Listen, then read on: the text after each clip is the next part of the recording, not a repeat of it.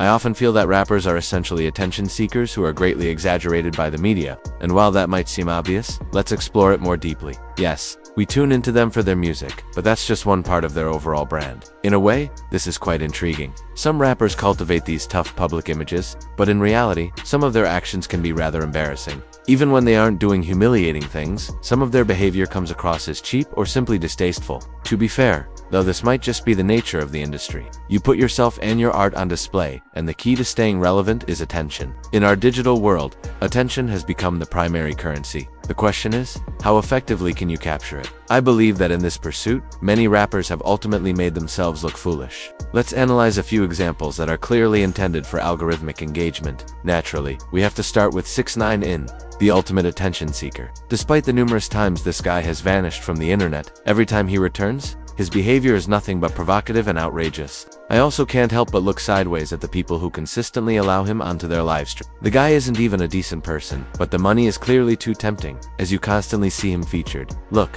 I understand he created Gummo and a few decent songs back in the day, but that was when I was in 5th grade. I'm 18 now. People need to move on. Plus, considering what he pleaded guilty to, there should be no path back to public forums. Why is 6ix9ine on a stream? But we all know that modern streamers often lack morals. So this isn't exactly groundbreaking news. You and Diddy were locked up together? Me, Diddy, the president of Honduras, and Sam Beck-Freeman, that's his name, the crypto FTX. Oh, yeah. We slept next to each other.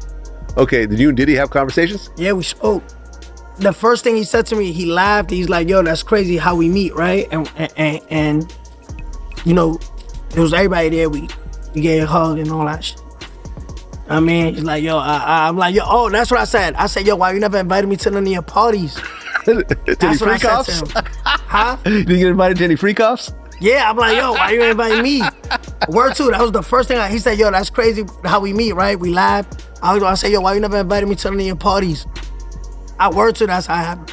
And then I put him on the phone with academics. Okay, so given 6ix9ine's past, please. This entire situation is clearly messy, but honestly, this is genuinely strange. This guy is casually discussing having slept with Diddy. I don't want to sound repetitive, but seriously, Diddy is quite possibly one of the most corrupt individuals alive right now. Well, perhaps that's an exaggeration, as there are many terrible people. But you understand my point: systematic abuse, violence, trafficking. Diddy has likely committed some of the worst crimes imaginable. Regardless of what his legal defense says, the various testimonies, the video footage of him assaulting Cassie, the interviews, and the appearances he made all painted a clear picture of who Diddy truly was. So, why on earth is Vlad remaining silent? 6ix9ine is talking about sleeping with Diddy and then asking for an invitation to his parties. That kind of stuff is incredibly tacky, yet it manages to go viral. Not to mention, he also mentioned putting academics on the phone with Diddy. But is that really a surprise? Academics himself is highly controversial. I'm honestly unsure how he avoided severe repercussions after the whole Nori situation.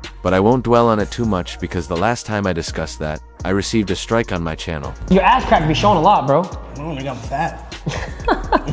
You're not fat, bro. Yeah, actually you are. You have a lean gut. You still lean? No. Oh, sorry. My bad. Sorry. I ain't Fredo.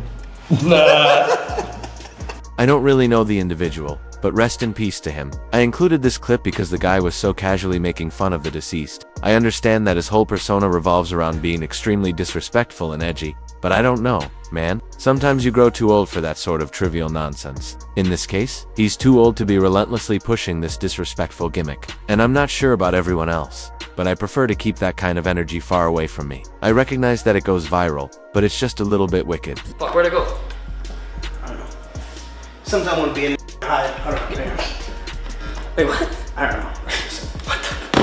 In this point in my life, I'm him. Like, how many times I've been canceled and uncanceled and people like me and people hate me. I went platinum while you hated on me. Niggas still ain't doing like me. I'm nothing like you niggas. I ain't got no OG. Let's go. And frankly, this is just flat out racism. This guy continuously uses slurs. Whatever happened to using FU or bot? Why does he have to resort to racial slurs? And that's not even the worst of it. He casually used the hard R and then talked about how he has been cancelled and how he is an important figure. But I think 6ix9ine fails to realize that his entire public image is merely a spectacle. Yes, people may be laughing, but I feel like they are laughing at 6ix9ine rather than with him. That is just my perspective, because let's be honest. Who in their right mind, outside of streamers desperate for clout, is genuinely saying, I want to hang out with 6ix9ine and the guy just radiates bad vibes. But let's move on to the next person. Okay, our next subject is Lil Tjay, and you are already familiar with the Black Boy Max incident. This guy completely lost control because he couldn't smoke a small amount of marijuana. As someone who considers himself an expert on marijuana, I can confidently say he was definitely overreacting. But here's the thing, I am an understanding person, and I don't believe Lil Tjay is completely malicious or as odd as 6ix9ine. In fact, I would like to think that some of his erratic behavior is simply a result of his own unresolved trauma. Nevertheless, he is definitely prone to highly impulsive behavior. Like 2-3 minutes, I pulled up, and it's like, you feel me? My son said, yo, can you not smoke? Excuse me, a thank you, or appreciate it. Like that, immediately. I ain't even put the blunt out. Nigga said appreciate it. I'm like, you think I've been in jail, bro. Like, I ain't gonna lie, I've been in jail as a minor, bro. I was a felon at 13. I don't know who niggas supposed to think Lil Tjay is, bro. You feel me? Excuse me, appreciate it. What type of reaction you really think you gonna get from that, gang? Like, you think you my mother, bro? Like, for real, niggas just slap the shit. I'm on camera, bro, so I'm woo-woo, like, you feel me? So, after being told he couldn't smoke, this guy jumps on a DDG stream, tries to act tough, and boasts about being a felon. Seriously? There is no way. Then, 5IV4 released a diss track attempting to profit from the drama. And honestly, that just made me cringe. People turned a very disrespectful moment into a calculated opportunity. I just feel like that completely ignores the human element. Obviously, we all have our differences, but Max was not in the wrong here. If they had been a bit more mature, they could have just smoked privately in the back. Max could have even turned them smoking in the back into its own segment. They could have done a session of being high and freestyling, but instead, they chose to behave erratically like children. But that was just how I felt when all of this was unfolding. Also, 5IV4 reportedly tried to set up a boxing match with Max. So there's that development. No. Don't ban my name in the chat now. Respond and react, nigga. I wanna see how good I wanna see how good your PR is. Come up with something. Respond and react, nigga. Anything else you was gonna respond to and say, oh my gosh, I'm such a civilian. He's bothering me. No, you was on the ops, nigga. You asked for this, nigga. It's over. And I'm not coming at you with no gangster. Respond, nigga. You sicko, nigga. You sicko. Is that the reason or not? Go through the phone. Show the fans. The fans wanna know, my boy. Yeah, this was genuinely distressing. And as I said, this definitely seemed to stem from some type of trauma. But why is the immediate response to take your shirt off and weep into a camera? Why are you chasing attention so pitifully? This guy was constantly calling Kai Cenat's phone, so it's just exhausting. Well, I don't even want to discuss it further. Let's proceed to the next person. The final rapper I want to discuss is Lil Yachty. Frankly, he needs no introduction. Do you agree with that shit? Niggas be saying streamers are new rappers and shit? Absolutely not. Streamers money. Okay. But should be getting money. Y'all getting money like rappers. Okay. And I respect that.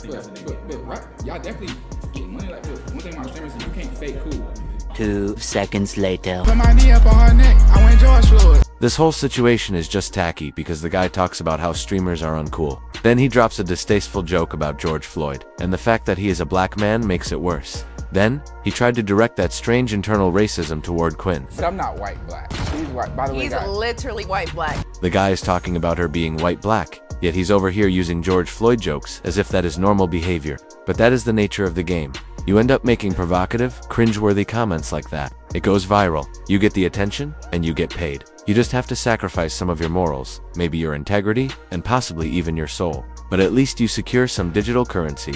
Also, I know for a fact that some rappers have developed an obsession with streaming culture because the shift in adoration and accolades from them to the streamers has caused them to lose their minds. He lost his mind to such an extent that he started hinting at past relationships with India Love. Yo, India Love, thank you for that 10 gift there. Appreciate you.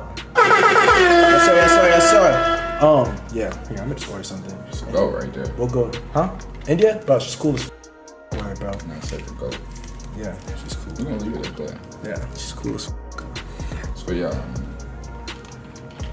Here, what you want? I'm straight to yeah. Keep in mind, I won't show the clip because I don't feel like it, but he did say he likes DDG, so I just feel like, look, he is claiming streamers are lame, but he's simultaneously hinting that he was involved with India Love. I would advise people to pray for him, but that would just be slowing down the conversation. With that being said, given that having a public brand and attention are directly linked to the money you earn, I guess I shouldn't be surprised that rappers are going to say outrageous things and make fools of themselves in the pursuit of attention. Sometimes it's amusing, other times, It's highly questionable. And Yachty, if you happen to see this, I will still be wearing my Rick Owens sneakers. I don't care if they're damaged, because at the end of the day, Rick Owens is still Rick Owens. But that's truly all I had to say. Subscribe for more unsolicited opinions. God bless you all. Let me wrap this up. Bye bye.